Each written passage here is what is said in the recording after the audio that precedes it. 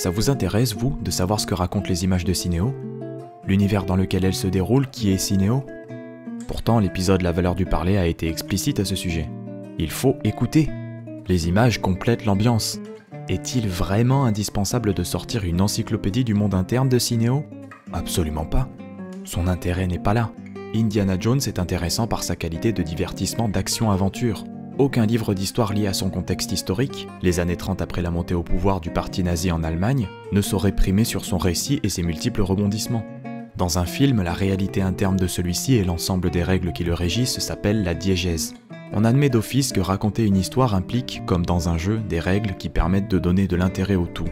On a peur pour un groupe de personnages si on établit que la mort existe et que leurs interactions avec leurs opposants sont régies par certains rapports de force. La science-fiction tente de calquer sa diégèse sur des principes scientifiques établis contemporainement à la création d'une œuvre de fiction. Cinéo a présenté sa diégèse dans l'intro.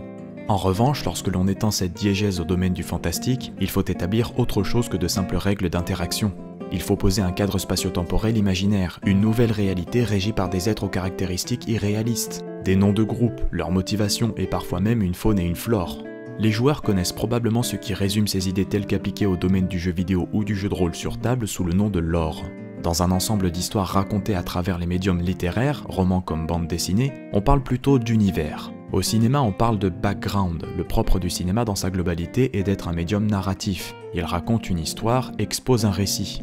Mais de plus en plus, le background prime sur le récit dans l'appréciation d'un film. Outre les modifications opérées lors d'une adaptation d'une autre œuvre en film, les spectateurs s'indignent de plus en plus qu'on leur propose des backgrounds pauvres ou génériques. Le marketing a même poussé le public à juger certains films sur leur toile de fond plus que sur le produit filmique lui-même. Si l'univers est cool, le film serait cool. Ce qui peut devenir inquiétant quand on sait que l'établissement d'un background se fait surtout sur des produits dérivés, des éléments vendus séparément des supports de visionnage de films.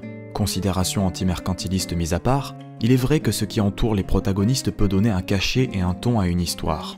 Si le background développé est grand, cela peut donner de l'ampleur au combat des héros, montrer ce pourquoi ils se battent et le mode de vie qu'ils entendent préserver.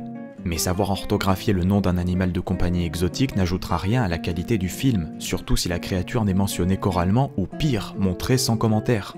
Les lecteurs pointus auront vite fait d'objecter qu'une des œuvres majeures de la littérature britannique repose plus sur son univers que sur les péripéties de ses personnages principaux.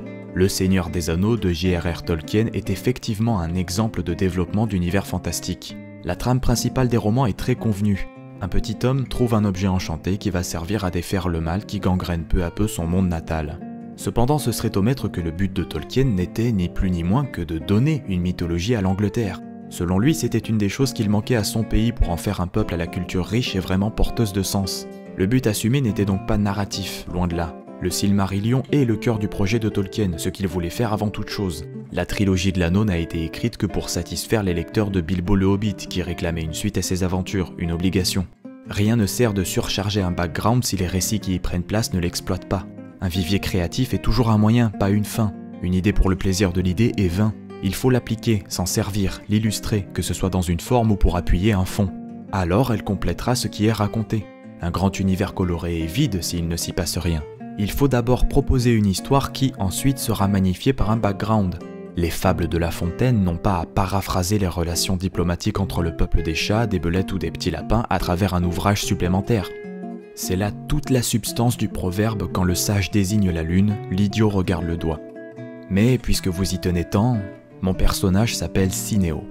C-I-N et accent aigu A-U-D.